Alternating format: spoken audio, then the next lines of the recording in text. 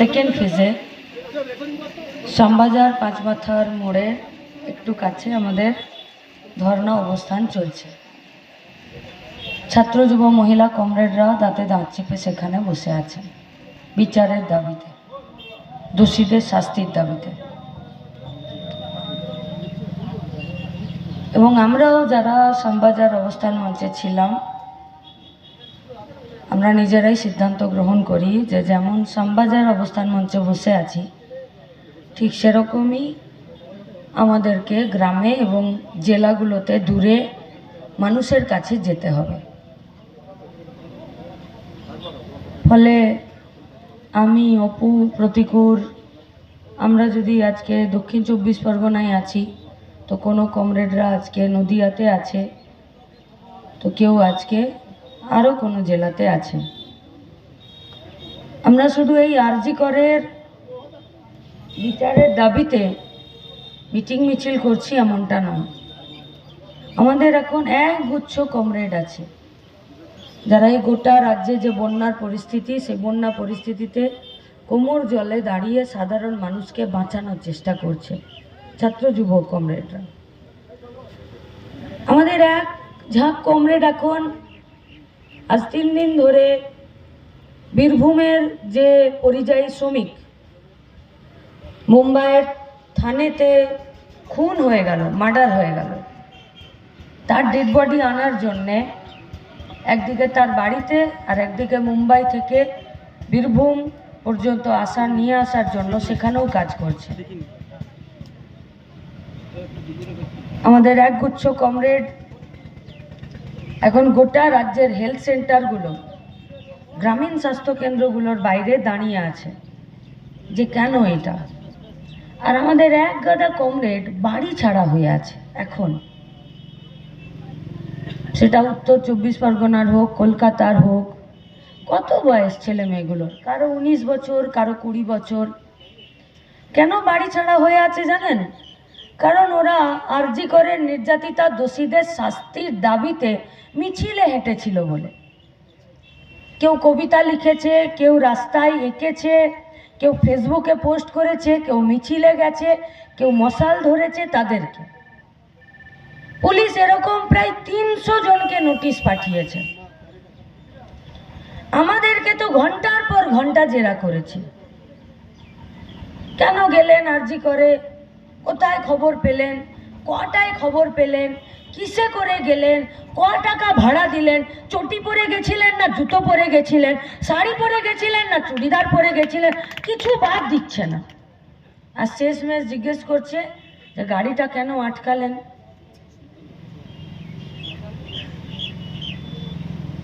একটা মেয়েকে রেপ করে খুন করে দিয়ে লাশ লোপাট করে দেবে আর ডিওয়াইএফআই গাড়ি আটকাবে না? এরকম যত দুর্নীতির গাড়ি আছে সব গাড়ি ডিওয়াইএফআই আটকাবে। তার জন্য গোটা রাজ্যে ছাত্র যুবরা রাস্তায় নেমেছে। আর যারা ভাবছে যে দুর্নীতির গাড়িগুলো নিজেদের অবস্থানে রেখে দেবে, তাদেরকে বলছি যে দুর্নীতির গাড়িগুলোর চাকা পাংচার করার সময় চলে এসেছে। এবার আর ছাত্র যুবকেও করতে হবে না, রাজ্যের মা বোনেরাই করে দেবে। আপনাদেরকে আমরা আশ্বাস দিতে পারি, অপু তো ছিল আমাদের সাথে, অপূর্ব প্রামাণিক। সেদিনকে রাতে কমরেড বুদ্ধদেব ভট্টাচার্যের ডেড বডি NRS এর অ্যানাটমি ডিপার্টমেন্টে দেবার পর, দেহদানের পর যখন গেছি, আপনারাও যদি ডেড বডির মুখটা দেখতেন না ডাক্তার মেয়েটার, আপনাদেরও মনটা থেকে একটাই কথা উঠে আসতো যে গাড়িটাকে আগে আটকে দিই, পরিবার কি বলছে আগে শুনি, তারপরে পুলিশের সঙ্গে কথা বলবো। একবার ওই মা বাপটার কথা ভাবুন তো। আমরা তার 1 দিন 2 দিন পরে, 3-4 দিন পরে বোধহয় পরিবারটার সাথে আমরা দেখা করতে গেলাম। লোকে বলছে রাজনীতি করছে। আমরা ওর মা বাবার কাছে গিয়ে একদম পরিষ্কারই বলেছিলাম যে দেখুন কাকু, আমরা রাজনীতি করি, আর আমরা রাজনীতি করার জন্যই এসেছি, কিন্তু আমাদের রাজনীতিটার মূল লক্ষ্য উদ্দেশ্য এবং দাবি হলো যে আপনার মেয়েকে যারা খুন করলো, যারা তার সাথে খারাপ কাজ করেছে, তারা শাস্তি পাক। যে মেয়েটি মারা গেছে তার মা বাবাও আমাদেরকে বলেছে যে তোমরা এই দাবিতে লড়ো, দরকার হলে এই রাজনীতিই করো। তাহলে নির্যাতিতার মা বাবা যদি বলে দেয় যে তোমরা এই দাবিতে লড়ে যাও আর এই রাজনীতি করে দাও, তাহলে কার বাবার কথা শুনতে যাব আমরা? কার? আচ্ছা, এর আগে রেপ মার্ডার হয়নি? হয়েছে তো। আজ হচ্ছে না? আজ সকালে ঘুম থেকে উঠে রাত পর্যন্ত 80 থেকে 90 জনের রেপ আর মার্ডার হবে। হ্যাঁ, হবে। এবার আপনি বলবেন যে তুমি কি করে জানলে? আমি জানি না, সরকার রিপোর্ট দিচ্ছে, क्राइम ब्यूरो रिपोर्ट दिच्छे जिस पूरा देश भर में हर दिन 80 से 90 जन का रेप और मर्डर होता है। কি করে জানলেন? না, যেগুলো পুলিশের কাছে রিপোর্ট যায় সেইগুলো। তাহলে আরজি করে ডাক্তার বাবুর রেপ আর মার্ডারটা তো আলাদা কোনো ঘটনা নয়। হ্যাঁ, এই একটা ঘটনাকে কেন্দ্র করে বাকি সব ঘটনাগুলোকে নিয়ে রাজ্যের মানুষেরা রাস্তায় নেমেছে যে এনাফ ইজ এনাফ, আর নয়, এবার এটা বন্ধ করতে হবে। কিন্তু আজকেও যখন আপনাদের এখানে আমরা এই সকাল থেকে মাইক লাগিয়েছি, বক্তৃতা করছি, একটু পরে এটা হসপিটাল না এটা বাবুর বাড়ির আমবাগান কিছু বোঝাই যাচ্ছে না, এটা বোঝা যাচ্ছে না। এটা একটা হেলথ সেন্টার, এখানে তো লেখা আছে 23 তারিখ, 23 মানে তো আজ। মৌসুনি বাগডাঙ্গা হাসপাতালের ছবি, কটায়? সকাল 7:40। এটা হসপিটাল? এই যে গেটে তো তালাও খুলছে না, আর ওইদিকে তো আগাছা জন্মে গেছে, দেখতে পাচ্ছেন? এই যে বেহাল বলতে নেই, এটাকে মরা অবস্থা বলতে হয়, এইটাকে বেহাল অবস্থা বলতে নেই। এখন আপনি এইটাকে নিয়ে যান, মমতা ব্যানার্জি বলবে যে না, এখন আমি বন্যাতে ব্যস্ত আছি আর আমি এখন জলে নেমে শুটিং করছি। এই ছবিগুলো রোজ রোজ রোজ উঠে আসছে, রোজ।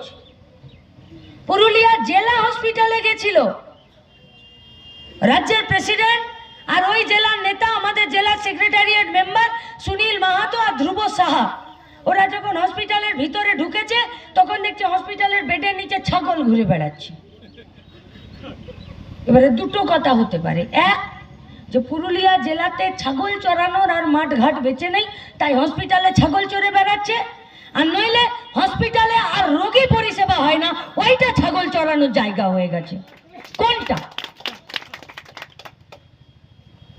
আপনাদের এত দূর থেকে পুরুলিয়া জেলা হসপিটাল যাবার উপায় নেই, কিন্তু যদি কেউ যায়, পুলিশরা আছে তো, এদের লতাই পাতায় সম্পর্ক আছে, তো এরা যদি একটু পুরুলিয়া জেলার হসপিটালের চিত্রটা দেখে তাহলে আপনি বলবেন যে আমার মৌসুনি বাগডাঙ্গা আর পুরুলিয়াতে কোনো তফাৎ নেই, সব এক। সাপে কামড়ানোর ওষুধ কি দেবে? ওখানে তো সাপ ফ্রিতে দিয়ে দেয় রোগীগুলোকে। কুকুরে কামড়ানোর ওষুধ কি দেবে? কুকুরই দিয়ে দেয়, যেন কামড়ানোর জন্য কুকুরই দিয়ে দিলাম।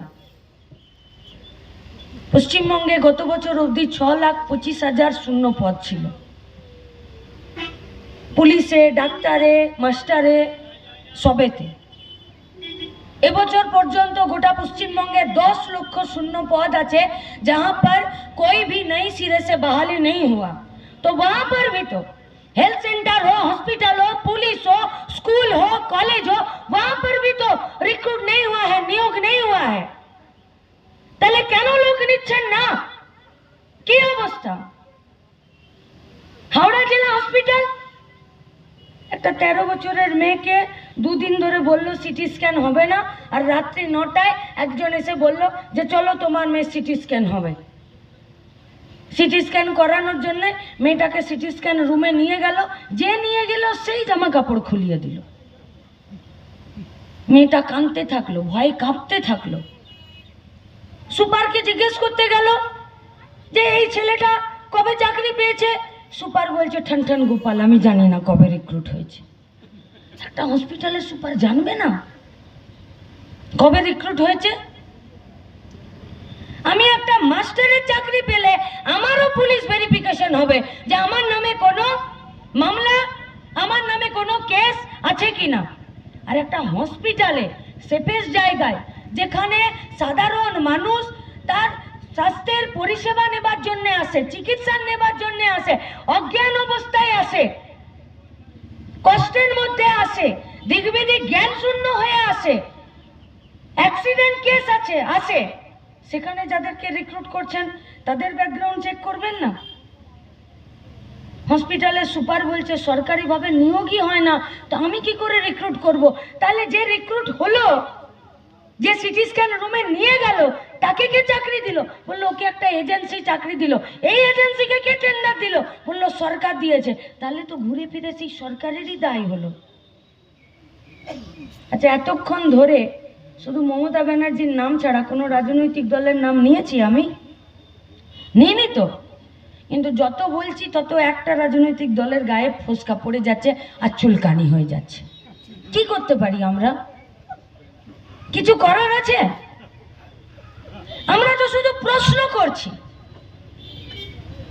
তো মায়েরা বসে আছেন, সকালবেলা এসেছেন, আরে মেয়ের মাই হতে হবে এর খবর কে দিয়েছে? আমি তো মা নই। আমি মা না তো। তাহলে কি আমার কষ্ট পাবার কোনো অধিকার নেই? ছেলের মা, ছেলের বাপ হলে তার কষ্ট পাবার কোনো অধিকার নেই? তার প্রতিবাদ করার কোনো অধিকার নেই? এখন একটা আলমারি হয়, একটা বাক্স হয়, সেখানে তার ঘরের প্রিয়জনের, তার বাড়ির ছোটদের, তার মেয়ের, তার ছেলের একটা জামা কাপড়, শীতের সোয়েটার, তার বার্থ সার্টিফিকেট, তার আধার কার্ড, তার ভোটার কার্ড, তার মাধ্যমিক পাস সার্টিফিকেট ফাইলে ভরে ভালো করে যত্ন করে রাখে। দুটো পয়সা, এগুলো সব আলমারিতে যত্ন করে রাখে। একবার বুকে হাত দিয়ে ভাবুন তো, আরজি করের ডাক্তারের মেয়ের মা আর বাপটা তার মেয়ের পোস্টমর্টমের রিপোর্টটা লেমিনেশন করিয়ে একটা নতুন ফাইল কিনে আর সেই ফাইলে ভরে, যেখানে তার মেয়ের সব থেকে ভালো জামাটা ন্যাপথলিন দিয়ে রাখতো, যেখানে তার শীতের পোশাকটা ভালো করে রোদে দিয়ে যত্ন করে রাখতো, যেখানে তার মেয়ের উপার্জন করা টাকাগুলো যত্ন করে রাখতো, যেখানে তার মেয়ের ভালো নম্বর পাওয়ার সার্টিফিকেট, মার্কশিট, রেজাল্টগুলোকে যত্ন করে ফাইলবন্দি করে রাখতো, সেখানে সেই মা বাপটাকে তার পোস্টমর্টমের রিপোর্টটাকেও ল্যামিনেশন করিয়ে যত্ন করে নতুন ফাইল কিনে এফআইআর কপি, পোস্টমর্টম কপি, খবরের কাগজের টুকরো, ওকালতনামা যত্ন করে তুলে রাখতে হচ্ছে। মা বাপটা ভেবেছিল কোনোদিন? মা বাপটাকে টিভি খুলে কি শুনতে হয়? যে তার মেয়েটাকে একজন মিলে ধর্ষণ করেছিল না 4 জন মিলে ধর্ষণ করেছিল। খবরের কাগজ খুলে, টিভি খুলে, ফেসবুক খুলে কি পড়তে হয়? যে মেয়েটার নিচের দিকের কাপড়টা পাওয়া যায়নি আর ইনার ওয়েরটা মানে ভেতরের অন্তর্বাসটা শরীরে ছিল কি ছিল না, একটা মা বাপকে পড়তে হয় সকালবেলা খবরের কাগজে। একটা মা বাপকে টিভিতে এই বিতর্ক শুনতে হয় যে মেয়েটার লাশটা যখন পাওয়া গেল তখন নীল চাদর, আর যখন মেয়েটার লাশ পুলিশ নিল তখন সবুজ চাদর। আর মাটার আর বাপটার চোখে তখন জল জল করে, মেয়েটা যখন বাচ্চা ছিল তাকে যখন জামা কাপড় খুলিয়ে একটা বাচ্চা মেয়েকে যেমন করে চান করায়, মা বাপটার মুখে মেয়েটার সেই ছবিটা ফুটে উঠছে। যেদিনকে বাচ্চা মেয়েটা হয়েছিল সেদিনকে যেমন একটা উলঙ্গ বাচ্চাকে মাটাকে হাতে দিয়েছিল, যখন খবরের চ্যানেলে বকবক করছে সবাই যে শুধুমাত্র কুর্তির উপরের জামাটা ছিল, নিচের প্যান্টটা ছিল না, তখন মাটা যেদিনকে মেয়েটা হয়েছিল একটা উলঙ্গ শিশুকে তার বেডে দিয়েছিল, সেই দিনটা মনে করছে। মাটাকে ওই ছবিটা ফেসবুকে দেখতে হচ্ছে বাপটাকে, যে মেয়ে যেদিনকে চান করে নিজের রুমে ড্রেস চেঞ্জ করতো আর বাবা যদি হড়বড়ি করতো তো মেয়েটা ঘরের ভিতর থেকে বলতো যে বাবা দাঁড়াও আমি জামা কাপড় চেঞ্জ করছি। সেই বাপটাকে খবরের কাগজে দেখতে হচ্ছে মেয়েটার ঠ্যাং দুটো চেরা হয়ে পড়ে আছে। মেয়েটা যদি কোনোদিন কষ্ট পেয়ে কেঁদেছে তো বাপটা যে মেয়েটার মাথাটা বুকে নিয়ে চোখের জল মুছিয়ে দিয়েছে, সেই মাটাকে সেই বাপটাকে খবরের কাগজে টেলিভিশনের চ্যানেলে আর আমাদের বক্তৃতাতে শুনতে হচ্ছে যে মেয়েটার চোখ থেকে সেদিন জল বেরোয়নি, মেয়েটার চোখটা ফেটে রক্ত বেরিয়েছে। এই আমার মাথায় যে ক্লিপটা আছে, এই ক্লিপের একটা ভাঙা অংশ মেয়েটার গোপন অঙ্গের কাছে এক টুকরো পড়েছিল আর এক টুকরো খুঁজে পাওয়া যায়নি। সেটা মেয়েটার শরীরে কোথাও ঢুকিয়ে দিয়েছিল কিনা দুষ্কৃতিকারীরা সেটা কেউ জানে না, কারণ মেয়েটার ডেড বডিটার দ্বিতীয়বার পোস্টমর্টম হয়নি। আর মেয়েটার মাটা ভাবছে যে তাহলে কি আরেকটু খুঁজে দেখলে মেয়েটার ক্ল্যাচারের ভাঙা অংশটা তার গোপন অঙ্গের কাছে পড়ে আছে, বাকি অংশটা কি আরজিকর হসপিটালের কোথাও আছে নাকি মেয়েটার শরীরে কোথাও ঢুকিয়ে দিয়েছে। পারবেন চুপ করে বসে থাকতে? পারবেন এই পুজোতে উৎসব করতে? পারবেন? পোস্টমর্টম রিপোর্টে বলছে মেয়েটার পেলভিক বোন ভেঙে গেছে, মানে কোমর আর জাঙ্গের মাঝখানে যে হাড়টা সেই হাড়টা ভেঙে গেছে। যান না গিয়ে জিজ্ঞেস করুন পুলিশকে কোনো অ্যাক্সিডেন্ট কেসে এরকমের কোনো হাড় ভেঙে যায় কিনা, যান। আরে মুখে বালিশ চাপা দিলে শ্বাস বন্ধ হয়ে মরে যায়, সেখানে মেয়েটার গলার হাড়টা ভেঙে গেছে। আর এই সব বিবরণ যে পোস্টমর্টম রিপোর্টটাতে লেখা আছে, যে পোস্টমর্টম রিপোর্টটা পড়তে মন চাইবে না, যে পোস্টমর্টম রিপোর্টটা শুনতে আপনার মন চাইবে না, আপনি তো অনেক দূরে আছেন, সেই পোস্টমর্টম রিপোর্টটাকে, যেটা ওই রাতের বিভীষিকাময় রিপোর্ট, সেই রিপোর্টটাকে মা বাবাকে লেমিনেশন করিয়ে কয়েক কপি জেরক্স করিয়ে একটা নতুন ফাইল কিনে আলমারিতে যত্ন করে রাখতে হচ্ছে। এইটা আমাদের রাজ্য? আমরা তো আর কিছু চাইছি না, আমরা চাইছি অপরাধীরা শাস্তি পাক। আমরা চাইছি যারা রেপ করলো, মার্ডার করলো, তারা আরো এত দৃষ্টান্তমূলক শাস্তি আর এত তাড়াতাড়ি শাস্তি পাক যে আপনার আমার মাঝখানে যদি কোনো ধর্ষক ঘুরে বেড়াচ্ছে उसका दिल दहल जाए और ये सोचने से पहले वो 10 बार सोचे कि ये काम ठीक है या नहीं है। তাহলে কেন 40টা দিন ধরে এই রেপিস্টরা, এই মার্ডারাররা তারা শাস্তি পাচ্ছে না? কেন? কারা দেরি করছে? কারা আড়াল করতে চাইছে? আর কেন চাইছে? হ্যাঁ, আমি রাজনীতি করি, এসএফআই, ডিওয়াইএফআই, মহিলা সমিতি, বামপন্থী রাজনীতি করি। হ্যাঁ, ওই রাজনীতি করি বলেই নিজের আদর্শের প্রতি বিশ্বাস ভালোবাসা আছে, তাই শেষ অবধি লড়াই করার জন্য আমরা এখানে দাঁড়িয়ে আছি। তাই শ্যামবাজার অবস্থান মঞ্চ ছেড়ে এখানে ছুটে এসেছি আপনাদের সাথেই কতগুলো কথা বলতে। আমি আপনার এই মৌসুমী, বাগডাঙ্গার আশেপাশে গাঁগুলোতে আমি পারবো যেতে? পারবো না তো।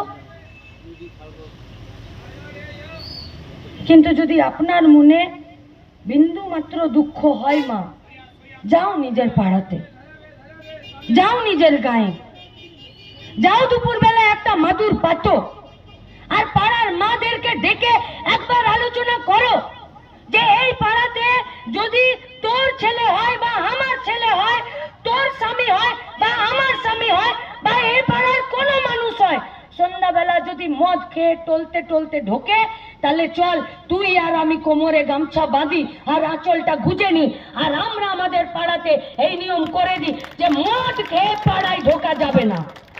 পারো না মা তোমরা এটা?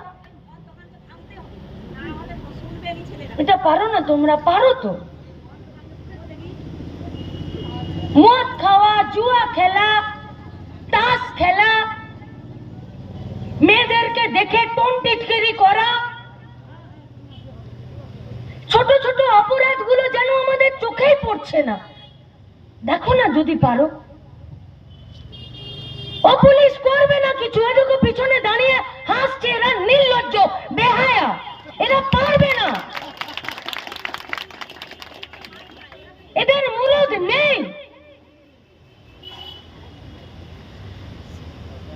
এদের দুটোই কাজ, হয় মমতা ব্যানার্জির বাড়িতে জুতো খুলে পুজোর খিচুড়ি বিলি করবে, নইলে টেবিলের তলায় ঢুকে যাবে, এর বাইরে কি করবে এরা?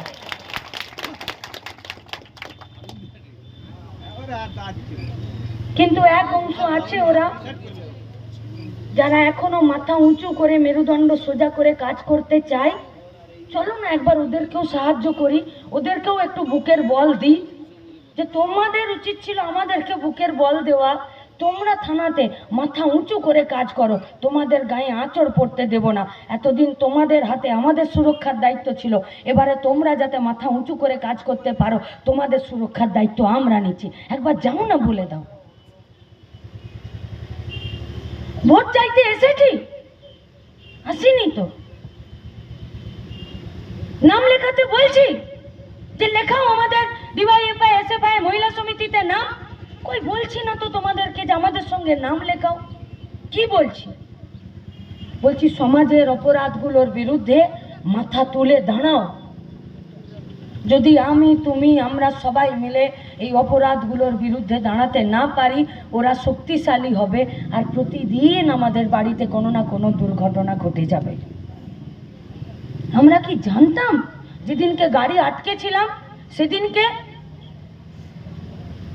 যে ওখানে ওষুধগুলো জাল করে বিক্রি করে দেয়? আমরা কি সেদিনকে জানতাম যে মর্গে যে ডেড বডিগুলো আছে সেইগুলোর ভিডিওগ্রাফি করে আর সহবাসের ছবি করে আর বিদেশে বিক্রি করে? যেদিনকে গাড়ি আটকেছিলাম সেদিনকে কি জানতাম যে ওখানে বেওয়ারিশ লাশগুলোর অঙ্গ প্রত্যঙ্গ বিক্রি করে দেয়? যেদিনকে গাড়ি আটকেছিলাম সেদিনকে কি জানতাম যে একটা সিভিক ভলেন্টিয়ার বাপের জমিদারি মনে করে আর্জি করে রাত 3টে ইনফেকশন ডিপার্টমেন্টে, চেস্ট ডিপার্টমেন্টে ঘুরে বেড়ায়?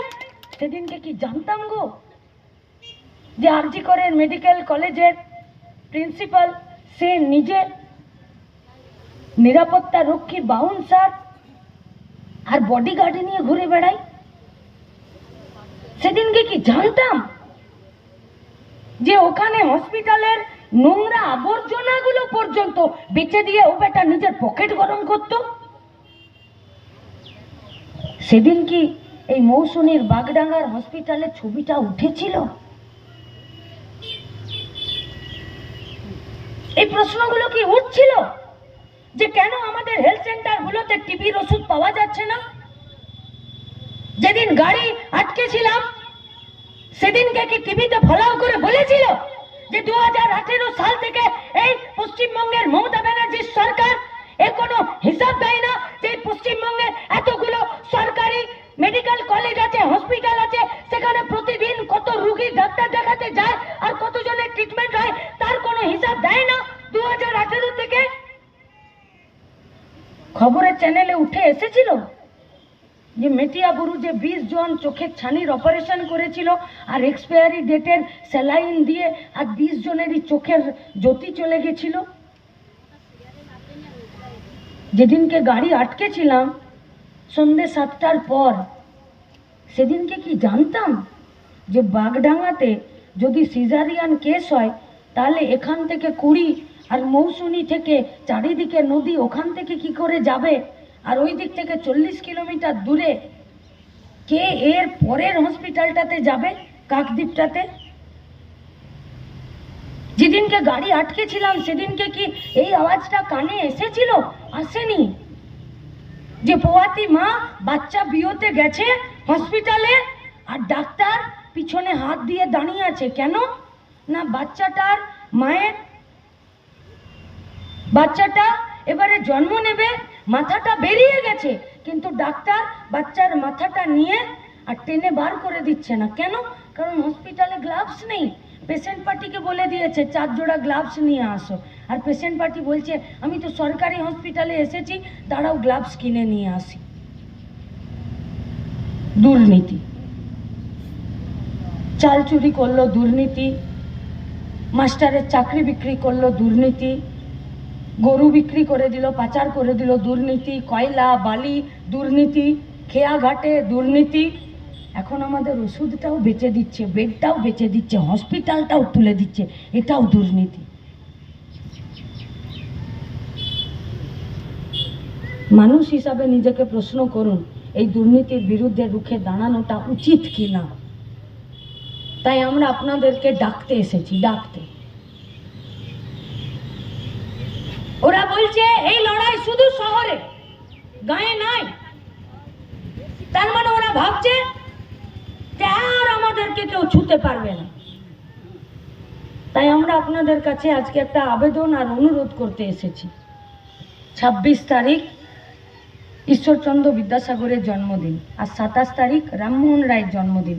এরা দুজনে মেয়েদের লেখা পড়া, স্কুল, ছোটবেলায় বিয়ে, বাল্যবিবাহ বন্ধ করে দেওয়া, বিধবা বিবাহ প্রচলন করা, মানে বাচ্চা মেয়েগুলো বিধবা হয়ে যেত, তাদের যাতে ফিরে বিয়ে দেওয়া যায়, এরা যাতে স্কুল কলেজে যেতে পারে, এরা যাতে ডাক্তার ইঞ্জিনিয়ার হতে পারে, এরা যাতে নিজেরা লেখাপড়া করে পায়ের নিচের জমি শক্ত করতে পারে। এই দুজন ছিল ঈশ্বরচন্দ্র বিদ্যাসাগর আর রাজা রামমোহন রায়। এদের দুজনের জন্মদিন 26 আর 27। তাহলে আমাদের রাজ্য বিদ্যাসাগরের রাজ্য, আমাদের রাজ্য রামমোহন রায়ের রাজ্য, আমাদের রাজ্য বিরূপাক্ষ, অভিক দে, সন্দীপ ঘোষ, মমতা ব্যানার্জিদের রাজ্য আমরা হতে দেব না। তাই আমরা আপনাদের কাছে আবেদন করতে এসেছি, বাড়িতে যা থাকে গো, চিড়ে, মুড়ি, গুড়, একটু গামছাতে, প্লাস্টিকে, খবরের কাগজে মুড়ে নিন, একটা জলের বোতল ভরে নিন, পাড়াতে এলাকাতে একটা পেঁপে, একটা পেয়ারা, যা আছে একটা ব্যাগে ভরে নিন। আর 26 তারিখ এখানে সামনে যে ট্রেন আছে সেই ট্রেনটা ধরে, এই যেমন আমরা আজকে একটা ব্যাচ দিয়েছি, ওরকম একটা ব্যাচ এখানে আমাদের কমরেডরা আপনাদেরকে দিয়ে দেবে। সেই ব্যাচটা পরে আর গামছাতে মুড়ি, চিড়ে, ছাতু বেঁধে নিয়ে আর 1 বোতল জল নিয়ে চলে আসুন কলকাতা। আমরাও দেখি যে মেয়েদেরকে যারা বাঁচাতে চায় তাদের বুকের দম বেশি, নাকি যারা মেয়েদেরকে মারতে চায় তাদের বুকের দম বেশি।